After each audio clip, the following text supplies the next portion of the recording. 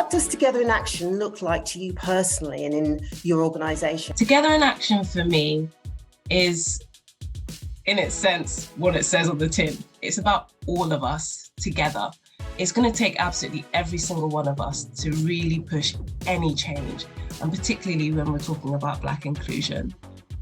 For me, it means stepping up, standing up and being together, shoulder to shoulder, if anything, proactively being ahead. So it's not about reacting, it's about being proactive. It's not about responding. Of course, those things come into play, but when we're talking about advancing our allyship, it means how can we be proactive? So in my work, I do ask difficult questions to clients. For example, if there's a leadership program for women who are on the cusp of becoming managers, why aren't there any Black women in the room? Why not? And asking that question and being willing to have that conversation, even if it makes me nervous. Together in Action for me is about stepping up from liking and sharing things, following Black voices, educating ourselves. It's being more demanding, particularly in our workplace, not waiting for somebody to say, right, we're going to do this now. It's saying, why aren't we talking about this?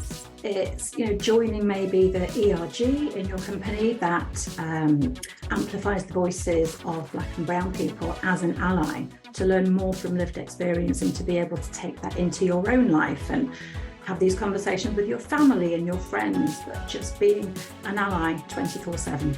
Yeah, I think it means together in understanding and not just together in action. So sometimes what will happen is we'll see ourselves as allies, we'll try to fight forward, but we won't actually know sort of what we're fighting for.